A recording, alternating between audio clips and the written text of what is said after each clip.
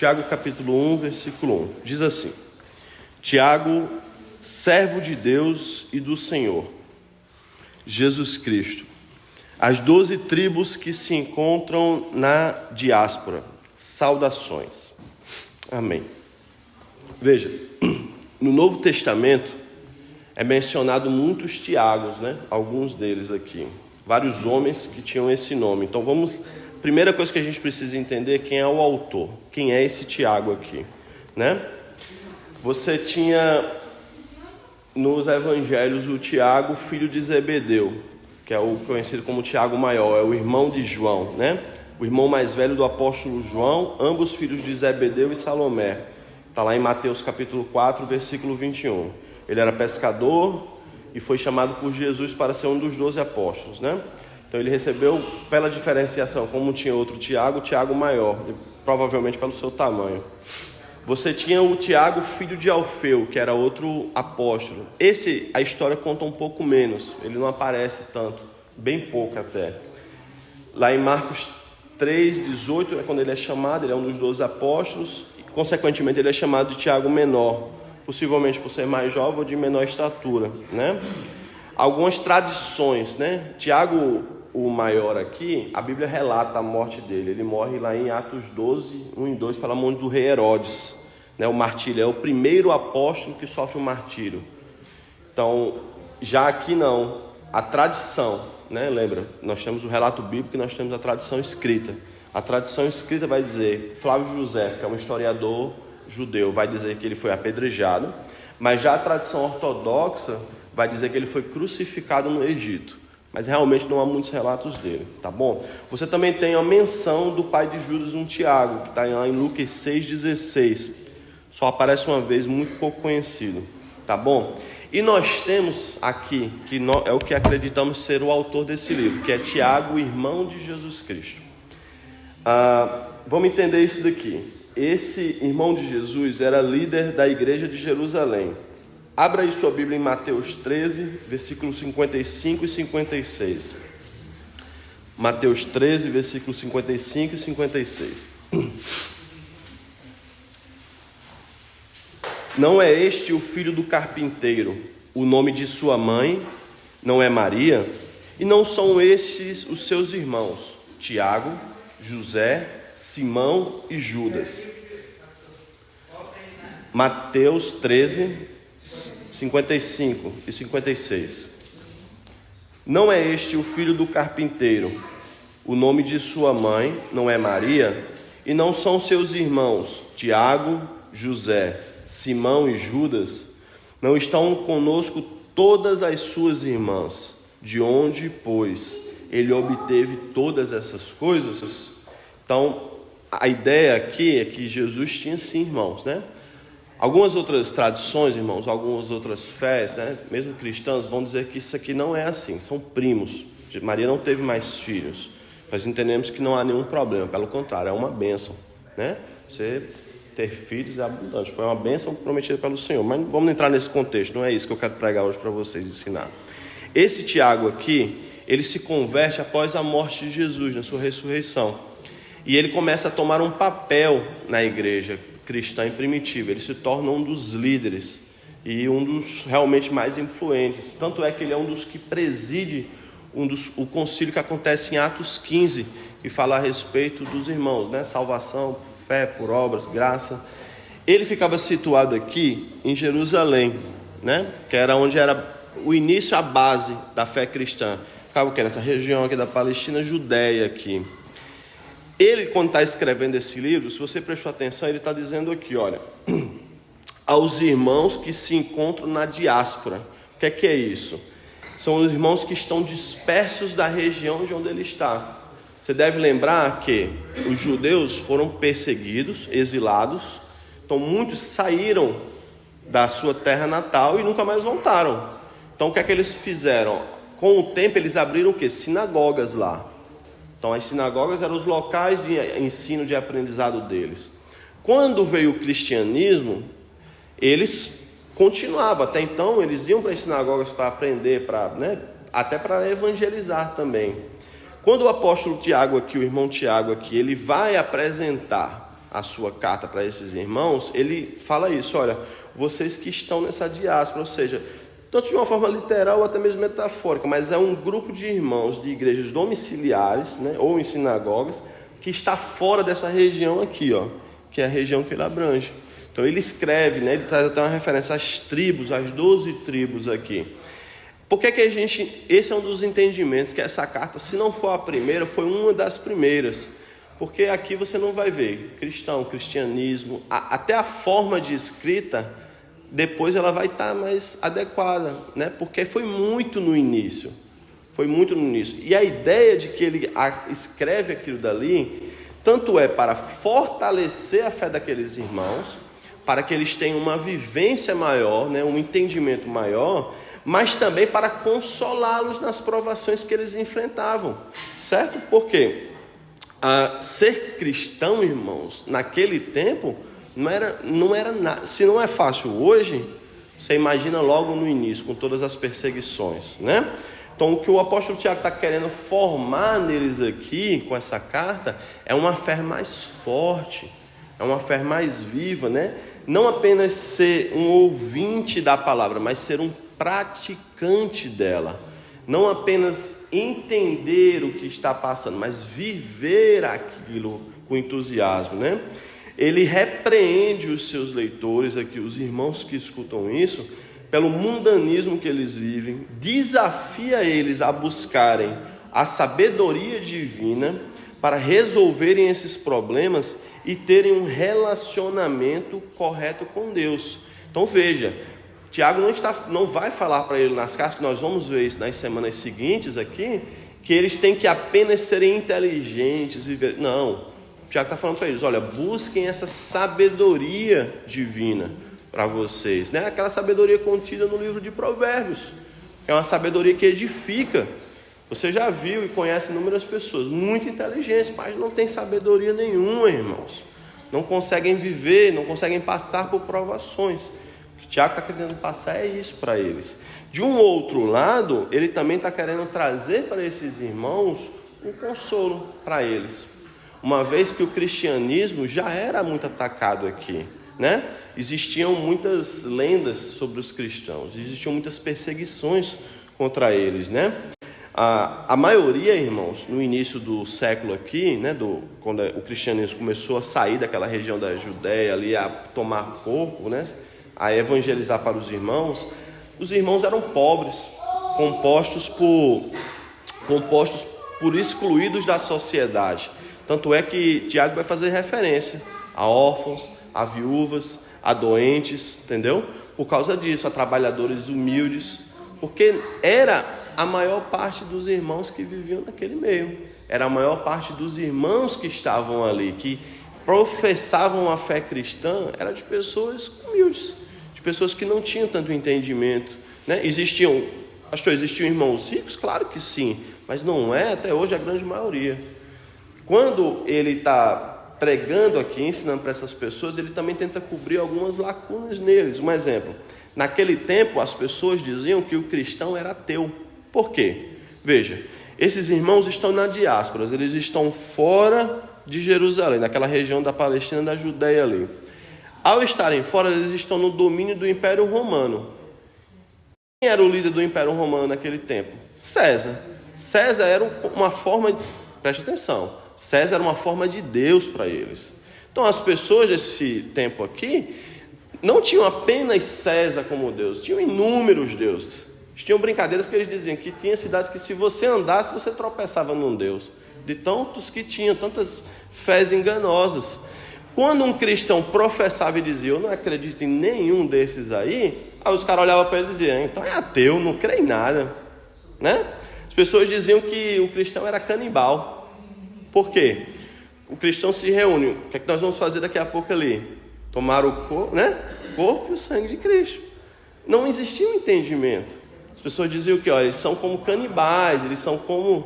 Isso é até, irmãos, essas falsas alegações, isso é o que a igreja, ao longo dos séculos, por isso que ela vai começar a criar o credo, as fés, por causa disso. Porque para que as pessoas tirassem também esse preconceito. Olha o que elas estão dizendo, você Vocês são canibais, vocês se juntam uma vez ou outra aí para comer corpo, sangue, como é que é isso? Nada disso, irmãos, é a ceia do Senhor.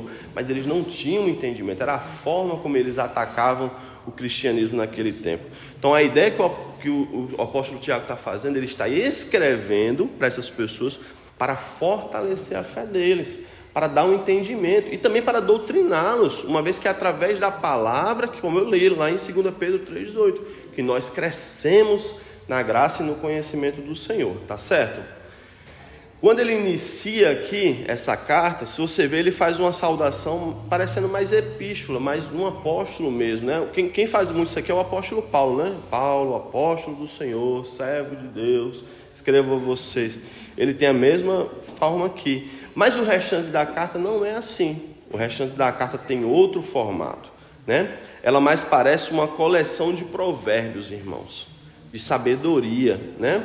Semelhantes ao Antigo Testamento. Veja, isso é uma das formas que nós temos de entender que ela foi uma das primeiras cartas, até a forma de escrita dela, até a forma como ela foi feita, que era a forma que eles entendiam ainda ali, né? Tiago, dos seus 108 versículos aqui, mais de 50 são imperativos, né? O que? Uma abundância de ordens. Não faça isso, não viva isso, não ande desse jeito, não cumpra isso daqui, porque ele está querendo formar nessas pessoas, nesses irmãos que estão fora dessa região que ele, né, que ele é o líder, um dos líderes, perdão, ele está querendo formar um cristianismo forte neles, uma fé verdadeira, não apenas de ouvir, mas de viver aquilo. Então ele usa também tons energéticos mais sátíricos, né, aqui, sempre visível e muitas vezes repreensivo nas pessoas, né, repreendendo elas. Tá certo assim? Vamos andar um pouquinho aqui, olha, versículo 2 ao versículo 4. Tiago vai falar a respeito dos benefícios das provações. Tiago capítulo 1, versículo 2 ao 4. Meus irmãos, tenham por motivo de grande alegria o fato de passarem por várias provações, sabendo que a provação da fé que vocês têm produz perseverança. Ora, a perseverança deve ter ação completa, para que vocês sejam perfeitos e íntegros, sem que lhes falte nada. Qual que é o benefício de uma provação, irmãos? Vamos ser realistas. Qual o benefício que nós encontramos de passar no deserto? Numa prova, né? Quem gosta de passar numa tribulação? Ninguém. O que o apóstolo Tiago aqui está ensinando é isso, olha, mesmo nessas provações que vocês estão enfrentando, nessas perseguições. E aqui, irmãos, não eram apenas perseguições contra o cristianismo, tá? Por eles serem pobres, desfavorecidos, né? Ele faz referência a órfãos, né? Viúvas, a religião verdadeira que auxiliar eles. Eles também passavam provações durante a vida, além até da fé que eles tinham. Então era o patrão que não pagava ele direito, era a vida normal, cotidiana, as dificuldades de viver sob o jugo de um império mau, era tudo, juntava tudo, então traziam o quê? Provações. Mas vamos olhar isso daqui, ele está trazendo que essas provações, que não só eles, que nós passamos, que não são poucas, elas trazem benefícios para as nossas vidas. Eu tenho por motivo, preste atenção no que ele está dizendo, que vocês devem ter, não é apenas alegria, é grande alegria. Então o que ele está dizendo é assim, irmão, você está doente, tenha grande alegria nisso daí. Você está passando por dificuldade financeira, tenha grande alegria nisso daí. Vamos ser realistas, queridos, aqui? Não é um pouco oposto do que nós vemos hoje aí, não aqui, mas na internet, nas coisas. Porque as pessoas assimilam muito o quê? Doença a pecado, dinheiro se é falta a pecado, está pobre, está no pecado, está rico, está na bênção, né? Tiago, se ele fosse um pregador itinerante, viu, pastor Adriano, ele não tinha agenda não, viu? Já pensou ele chegando ali no meio das igrejas? Ei, então não preocupa não, tá pobre, tá tudo certo. Olha mesmo, já não tem agenda para ele, né? O pregador ia passar necessidade aqui. Mas ele está indo ao contrário, irmãos. Ele está querendo trazer uma outra perspectiva de evangelho para eles. Ele está dizendo assim, olha, esse sofrimento você deve se alegrar, não é para você se acomodar nele. Eu quero que vocês entendam isso daqui. Não é que você vai ficar feliz com o que está acontecendo apenas por ficar. Eu quero que você se alegre porque você entenda que é através desse sofrimento que você passa que Deus está te testando para te levar para um outro nível, para algo maior, para algo mais alto. Há um propósito que ele está dizendo aqui. Então ele está dizendo aqui, olha, através das provações que vocês passam, essa provação de fé que vocês têm, ela vai produzir em vocês o quê? Perseverança. Então, através disso, irmãos, no contexto que vocês vivem, perseguição, calúnia, difamação, busca de bens apenas pessoais, tudo isso, isso vai produzir em vocês uma perseverança. Tendo isso daí, vocês terão uma ação completa para que vocês sejam perfeitos e íntegros e não lhes falte nada. Então, olha o entendimento. Uma vez que eu passo pela prova, eu busco a Deus. Uma vez que eu busco a Deus, isso vai gerar em mim uma integridade maior. Eu vou estar mais perto desse Senhor, tá certo? E ele vai além aqui, ó. Se você olhar no versículo 5 até o versículo 8, ele vai dizer aqui, olha, se vocês, porém, se algum de vocês necessita de sabedoria, o que ele está querendo dizer, a forma de passar por essa prova, por essa tribulação, é tendo sabedoria, Se algum de vocês, peça quem? A Deus, que a todos dá com generosidade. Então ele não faz acepção de pessoas, não é por tamanho. Está lembrado do rei Salomão quando era criança? Pediu, recebeu. Está lembrado do homem mais velho do mundo lá naquele tempo, que era o quê? Matusalém, né, Beço? Está lembrado dele? Não.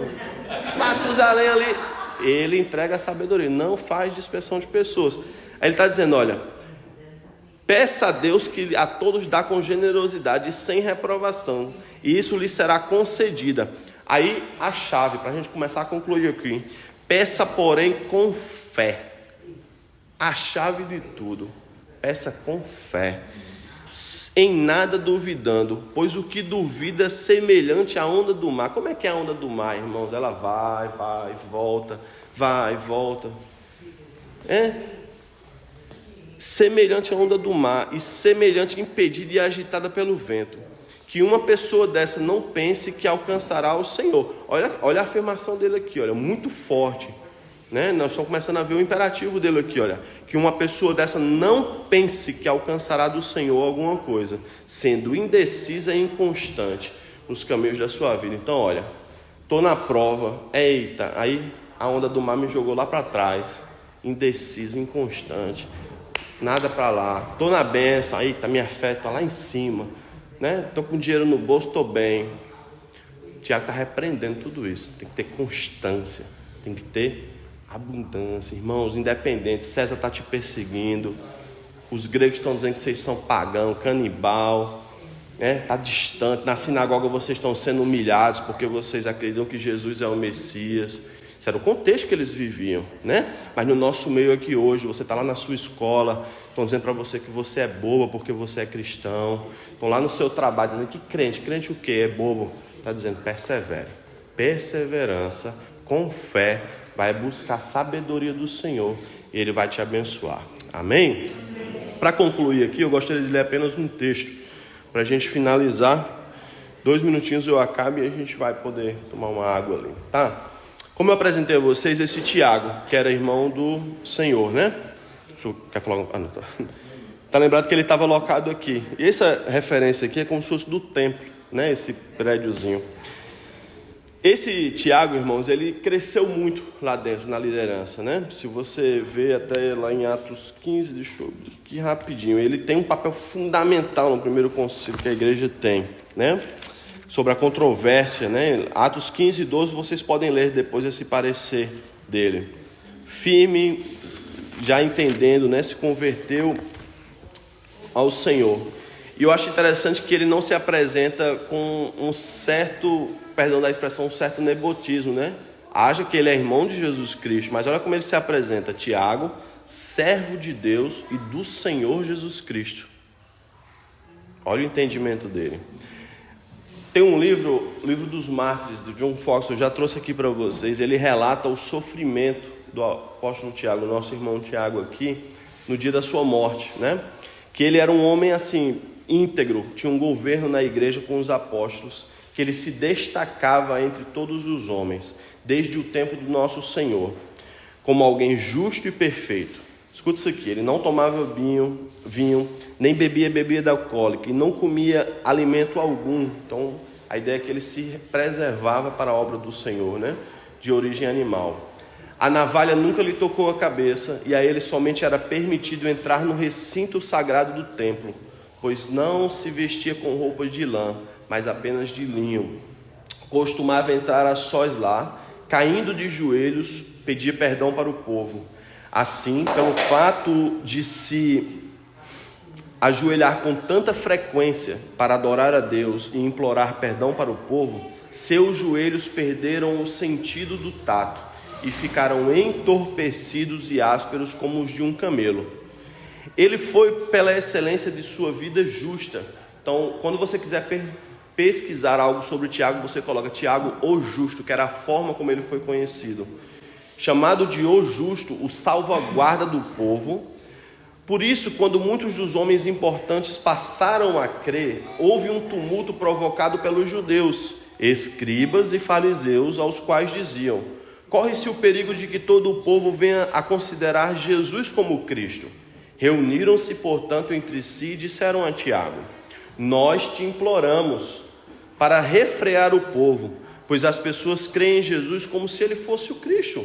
Nós te rogamos para persuadir a todos os que vieram para a festa da Páscoa a pensarem corretamente sobre Jesus, pois todos prestam ouvidos a ti, e tudo o que o povo atesta que tu és justo e que não aceitas a pessoa de qualquer homem. Portanto, persuade o povo para que ninguém seja enganado a respeito de Jesus, pois todo o povo e até nós mesmos estamos dispostos a te obedecer. Por isso fica de pé sobre o pináculo do templo. Rapidamente, o pináculo era a parte mais alta do templo. Então era normalmente onde eles iam para se dirigir ao povo, tá? Para que possa ser visto no alto e tuas palavras possam ser ouvidas por todos. Pois todas as tribos e muitos gentios se reuniram para a Páscoa. Então a cidade estava cheia, muitas pessoas lá. E assim os referidos escribas e fariseus puseram Tiago sobre as ameias do templo, dirigindo-se a eles gritavam: tu, homem justo, a quem todos nós devemos obedecer, este povo está se perdendo segundo Jesus que foi crucificado. E ele em voz alta respondeu: por que me perguntais sobre Jesus, o Filho do Homem? Ele está assentado à mão direita do Altíssimo e virá sobre as nuvens do céu. Ouvindo isso, muitos se persuadiram e glorificaram a Deus pelo testemunho de Tiago, dizendo: Hosana ao filho de Davi.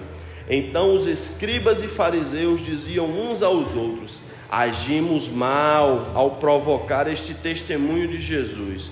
Vamos subir até ele e atirá-lo para baixo, para que outros, tomados de medo, venham a negar a fé. E puseram-se a gritar, dizendo: ei, cuidado, este homem também foi seduzido por isso. Subiram ao pináculo do templo a fim de atirá-lo para baixo. Todavia ele não morreu com a queda, mas virando-se pôs de joelhos, dizendo: ó Senhor Deus, Pai, eu te suplico para perdoá-los, porque não sabem o que fazem. E eles disseram uns aos outros: vamos apedrejar Tiago, o homem justo. E o conduziram para castigá-lo com pedras. Mas enquanto o apedrejavam, um sacerdote lhe disse: parem, que estás fazendo? O homem justo orou por vocês. Em um dos circunstantes, um pisoador apanhou um instrumento que se usava para bater e apertar o pano, e com ele golpeou o homem justo na cabeça. E assim terminou o seu testemunho. Sepultaram-no naquele lugar, e ele foi uma verdadeira testemunha de Cristo para os judeus e os gentios. Amém? Vamos ficar de pé? Deus abençoe vocês. Semana que vem nós continuamos.